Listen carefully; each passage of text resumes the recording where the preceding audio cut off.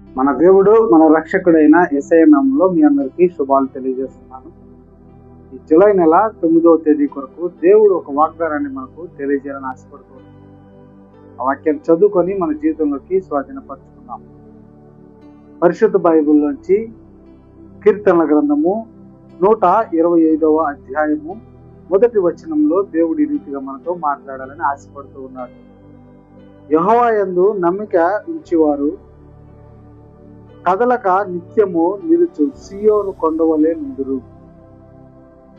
యెహోవా యందు నమ్మిక ఉంచువారు కదలక నిత్యము నిలుచు సియోను కొండవలే నుందురు. చిన్న వాక్యమును దేవుడు దీవించుగాక. ఇక్కడ దేవుడు మనకు ఒక మాటను స్పష్టంగా తెలియజేస్తున్నాడు. ఆయన యందు నమ్మిక ఉంచిన మనము, ఈ లోకంలో జీవిస్తున్నటువంటి మానవులైన మనము దేవుని యందు నమ్మకం ఉంచితే కదలక సియోను కొండవలే మనము ఉంటామని దేవుడు మనకు తెలియజేస్తూ ఉన్నాడు. పచ్చిక గల చోట్ల మనల్ని పరుండ చేస్తున్నాడు దేవుడు. ఈ రీతిగా మనతో మాట్లాడుతున్నాడు.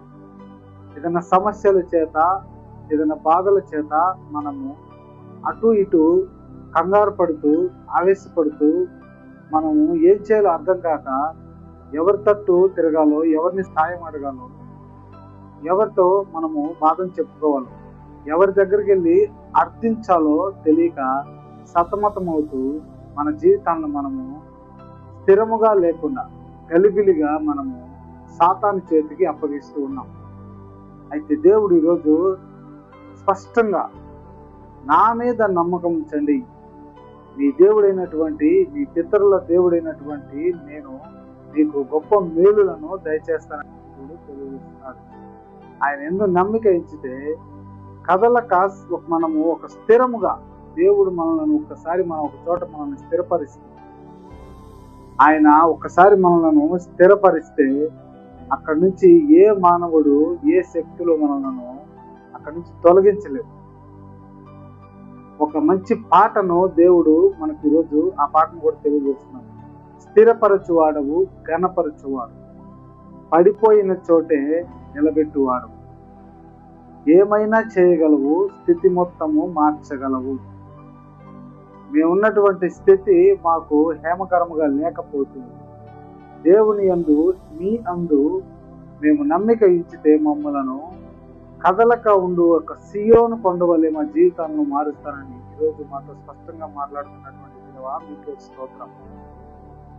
ఇక్కడ ఉన్నటువంటి ప్రతి ఒక్కరు, ఈ వీడియో చూస్తున్నటువంటి ప్రతి ఒక్కరు, ఇప్పటి వరకు మీరు లోక ఆశలతోనో, లోకం వారి మీద నమ్మకంతోనో, వారు ఏదో సాయం చేస్తారు, వారు ఏదో మనకి అండగా నిలబడతారని మనము వారి వైపు చూసేవారిగా ఉంటే, ఈ జూలై నెల 9వ తేదీన మీ హృదయాలను దేవుని వైపు తిప్పి ఆయనను మీరు గణపరిచేవారిగా, స్తుతిపరిచేవారిగాను, ఆయనకు మీరు మీ ప్రార్థనను రూపం వలె అర్పించేవారుగాను ఈ జీవితాలను మార్చుకొని చిన్న మాటను మీ జ్ఞాపకము చేసుకోండి. యెహోవా యందు నమ్మిక ఉంచువారు కదలక నిత్యము సియోను కొండవలే ఉందురు.